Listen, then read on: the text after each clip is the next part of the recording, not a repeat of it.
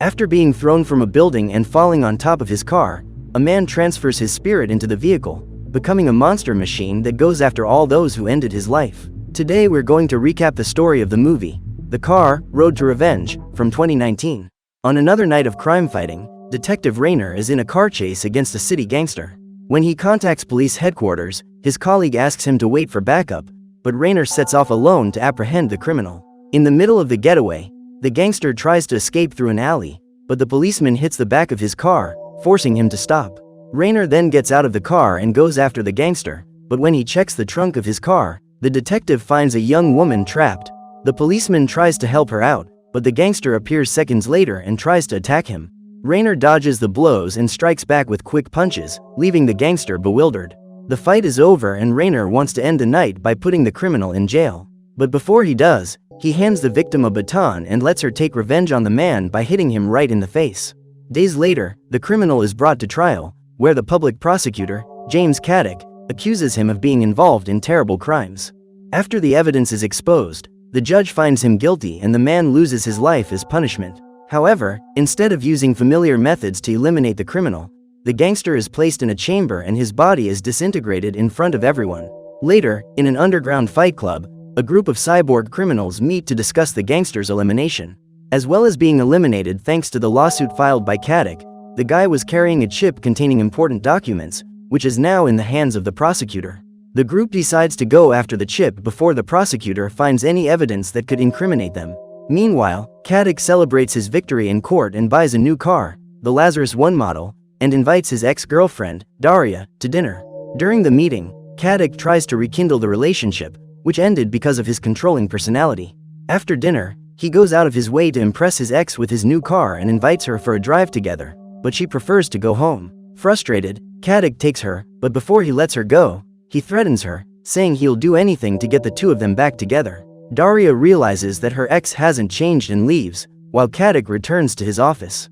On the way, he receives a call from his assistant, Yasha, who says he has found a way to access the files on the chip found with the gangster. Caddick then goes there, but first he keeps the chip in a secret compartment of the car. When he arrives at the office, Yasha tells him that it is possible to hack the chip's encryption, but only by illegal means. He then asks to be authorized by a court order, but Caddick doesn't want to waste time and tries to access the files himself. Suddenly, he receives a message from his security guard, asking him to leave early because he's not feeling well. However, it is soon revealed that the guard has been eliminated by the gang of cyborgs, who soon invade Caddick's office. The prosecutor quickly grabs his gun and fires at them, but one of the cyborgs, called Henry, uses his bionic arm to block the shots and traps Caddick in his chair. They then demand that the prosecutor reveal where the chip is, but he refuses. One of the gangsters called Ash uses a blowtorch to set fire to his computer and then her allies push the prosecutor's face into the flames. Even though he's wounded, Caddick gets up from the chair and exchanges punches with the cyborg with the bionic arm. Despite the effort, the villain uses his strength to break the prosecutor's arm and traps him back in the chair, with the help of Colt, the third member of the gang. Seeing that the prosecutor is not going to give up easily, Payne, the last member of the group, activates a drill on his finger and hits Caddick in the eye. Finally, Henry throws the prosecutor out of the window, who falls lifeless on top of his new car, his blood splattering all over the bodywork. The next day, Caddick's body is recovered from the car, while Detective Rainer searches for clues as to who committed the crime. Far away, the gang go to the scientist who turned them into cyborgs, known as Talon. The scientist is unhappy that they haven't recovered the chip and orders them to do so as soon as possible. His servants accept the order and decide to look for the last person Caddick had contact with, his ex-girlfriend, Daria. In the meantime, the Lazarus 1 vehicle has been taken to a junkyard, where a local worker is about to close the gates, but he hears the roar of the car's engine, which has been bathed in its owner's blood and is now possessed by his spirit. The guy goes to investigate the car, but to his misfortune, the vehicle runs over him and escapes from the junkyard. The next morning, Caddick's funeral takes place, with Daria present to pay her last respects. Afterwards, she returns home and receives a call from Detective Rainer, who is leading the investigation into the Caddick case, but she says she's not ready to talk about it. In another part of the city, the cyborg with the bionic arm, Henry, is leaving a nightclub. However, Lazarus 1 appears in front of him, advancing towards him and he is forced to dodge. However, the car continues to pursue him and the cyborg finds himself trapped in an end. Luckily, he finds the back door of a store and hides inside, but Caddick's car manages to break through the huge glass door. With nowhere to run, Henry uses all the strength in his bionic arm to push the car, but it presses him against the wall. The vehicle accelerates more and more, until Henry can't resist and is completely destroyed by the possessed car. The next morning, Raynor goes to the crime scene, where he meets his work colleague, Gravenstein. He says that Henry's elimination may have some connection to the Caddick case, and Raynor decides to look for more answers, starting with Daria. He goes to the place where she works and, at the detective's insistence, she asks him to talk to her in a restaurant. There, Raynor believes that Caddick's elimination was not just revenge, but that those responsible were looking for something. Daria, however, doesn't know what this could be, and Raynor lets her go, but asks her to be careful, as the criminals might come after her. As the detective suspected, when Daria arrives home, Ash watches her from afar. She is joined by a plainclothes policeman, who has gone to keep an eye on the place at Raynor's request. The night goes on and Daria senses that something is wrong and asks her friend, Mila, to come and spend the night at her house. While the two are having fun, the policeman who was guarding the place gets distracted and, in a surprise attack, Payne grabs his neck and hits him on the head with his drill. Minutes later, he and two armed mercenaries burst into the house looking for Daria. She is asleep in her room, but one of the mercenaries goes to look in the living room and finds Mila asleep on the sofa. He tries to wake her and the young woman screams with fright, waking Daria, who is also approached by the second mercenary. Mila resists the guy and tries to escape through the door, but it's locked, so the mercenary takes his chance and attacks her in the neck. At the same time, Daria tries to defend herself from the armed criminal, until she manages to reach the drawer next to her and pulls out her gun, hitting her enemy in the head without hesitation. Seeing this, Payne hides and the mercenary appears to help him, but Daria discovers that her friend has been eliminated by him and decides to put an end to the guy. Unfortunately, the young woman runs out of bullets and is forced to flee into the surrounding forest. Daria runs as fast as she can through the trees, but Payne still catches up and knocks her to the ground. He is about to finish her off with his drill, but a strong light is emitted from the middle of the forest, coming from Lazarus I.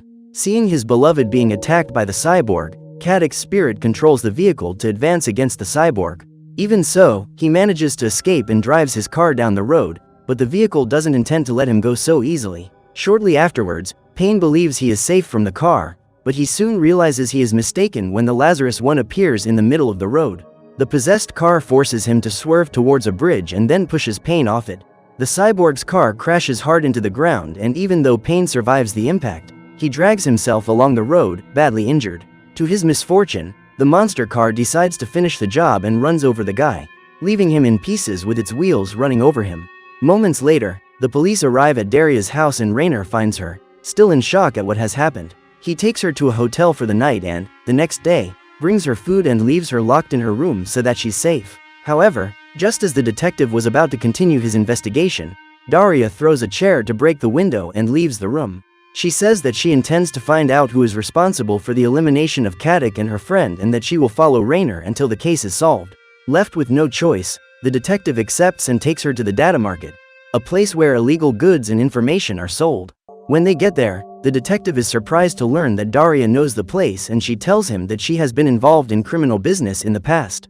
Finally, they enter a warehouse where a guru lives, who promises to pass on secret information if they pay the required price.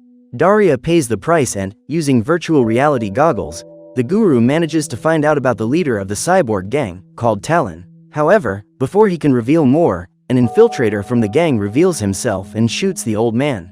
Raynor quickly finishes him off with his pistol, but soon after, the whole place is surrounded by Ash and her men. Raynor stays to contain the armed thugs and tells Daria to get out of there, but she ends up in an archive room, where Ash is waiting for her. The cyborg demands the chip, but when Daria says she doesn't know what she's talking about, the villain attacks her and the two begin a hand-to-hand confrontation. Although the cyborg has cybernetic implants, Daria is skilled in combat and manages to fight back. Realizing that she has underestimated her opponent, Ash activates the flamethrower attached to her arm and starts setting the whole room on fire. Daria narrowly manages to take cover behind the lockers and finds her gun on the floor. She then fires a shot at Ash, who loses control of the flamethrower and ends up burning her own body with it. Thanks to this, Daria escapes and finally finds a way out, but the villain follows her, even with her body destroyed. She crawls on the ground to attack Daria, but seconds later, Lazarus I appears in front of them and, just as he did with her colleagues, he crushes her completely.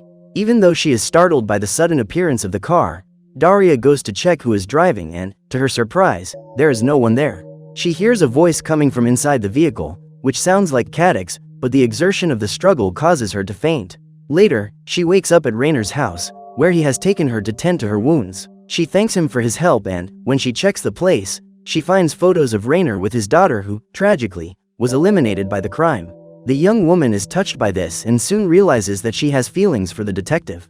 Raynor also shows that he feels the same way and the two have a romantic moment, without realizing that the monster car is watching them from nearby. Far away, the scientist Talon meets with his army of cyborgs and talks about his allies, eliminated by the car. He then orders everyone to destroy the vehicle, in exchange for new cybernetic parts for whoever succeeds. Another day passes and Raynor gives Daria new information about the investigation. In the middle of the conversation, Daria reveals that when she confronted Payne and Ash, she saw Cadix's car attack them to protect her. Not only that, she believes that Lazarus I is somehow possessed by the spirit of her ex-boyfriend. However, the detective believes that this was just an illusion, due to the traumatic experience she had, but Daria is enraged by this response and leaves. Raynor decides to chase after her on his motorcycle, but behind him appears the Lazarus I, which advances towards him. The detective manages to escape by climbing onto a high platform and runs to the gate. On the other side, he picks up a motorcycle in the street and runs off with it, being followed by the possessed car, which is on his tail. Seeing that he can't outrun it, the detective tries to lose it in a parking lot, but the vehicle pursues him relentlessly. The detective does his best to dodge the onslaught of the car, but it crashes into the back of the motorcycle and Raynor falls to the ground, injuring his leg. The vehicle then sets off towards its prey, but the detective manages to climb a ladder and narrowly escapes.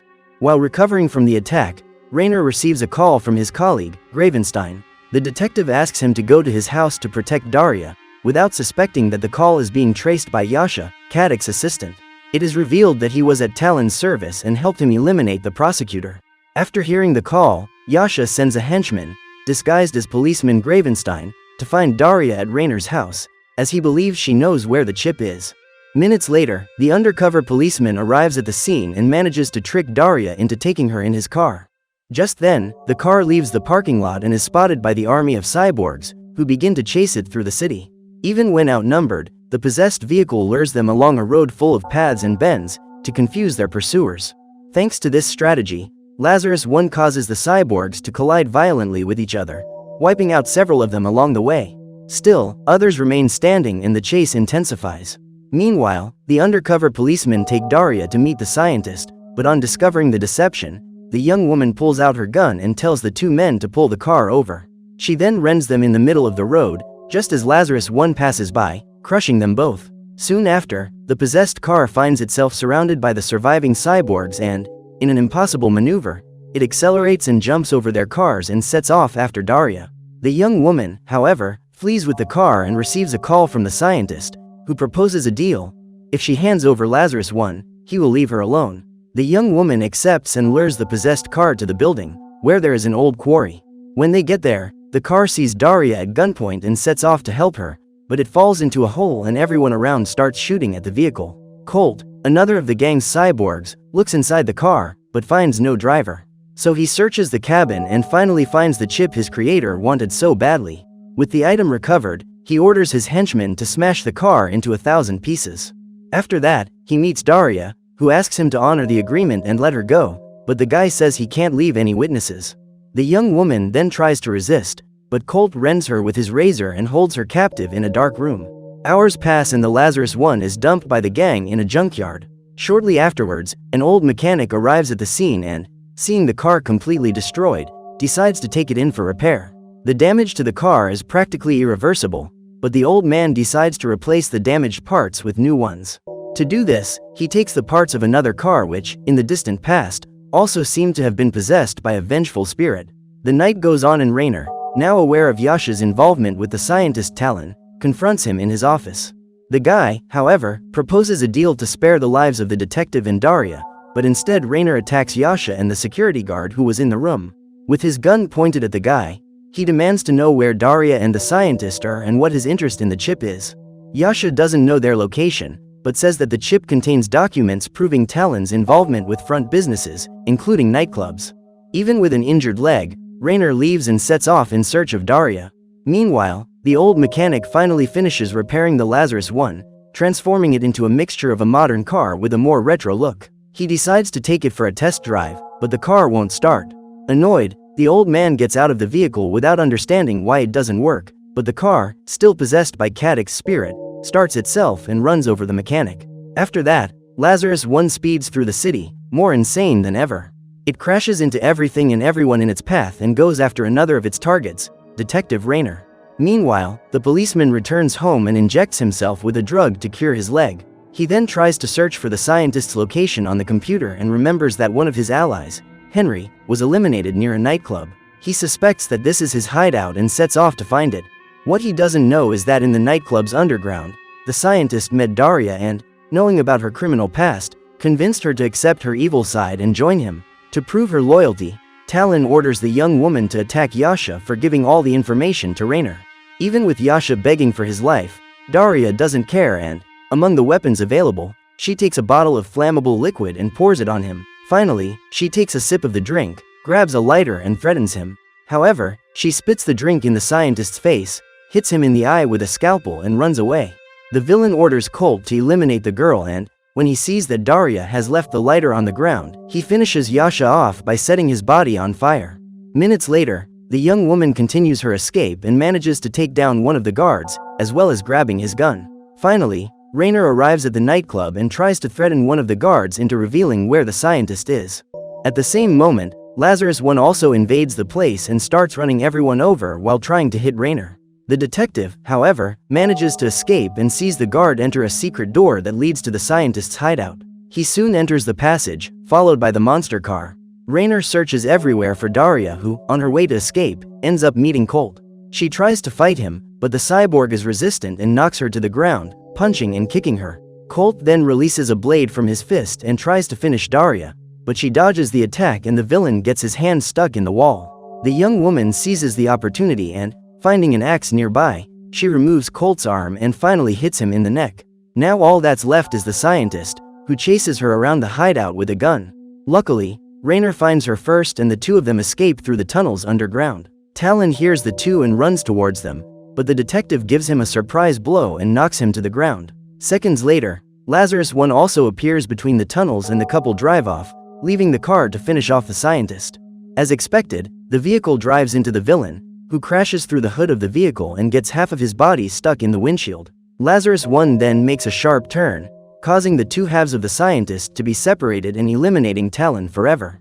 The cyborg gang has finally broken up, but on the way out, Daria decides to stay behind to eliminate the car once and for all. She goes to a warehouse and finds a box of dynamite on top of a forklift truck. Daria asks Raynor to activate the explosives, while she lures the car towards her. Finally, Lazarus One arrives at the warehouse and Daria calls for Cadic's spirit, saying that he will no longer control her as he did in the past.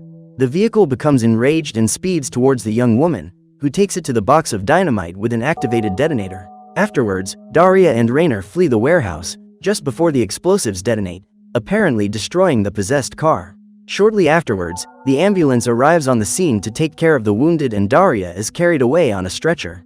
Before leaving, Raynor invites her to dinner and the two say goodbye with a kiss, but suddenly Lazarus One appears to attack them again. Raynor is pushed by the car, which then hits Daria's stretcher, throwing her into the vehicle. The car continues down the road, taking the girl with it, heading for a cliff. Daria tries to get Cadic's spirit to stop, but to no avail. With time running out, she starts removing parts from the dashboard, until she finally manages to remove the car's controller, which stops meters before the edge of the cliff. The young woman manages to get out and starts pushing the car towards the edge so that it can't hurt anyone else. The vehicle then falls off the cliff and sinks into the sea, while Daria drives away, believing that the car will be stuck in the water forever. However, at the bottom of the sea, the Lazarus One lights up, indicating that Cadic's spirit still lives and he will never stop chasing his former companion. So what did you think of this movie? Leave it in the comments below. And if you liked the video, like and subscribe for more movie recaps. See you next time.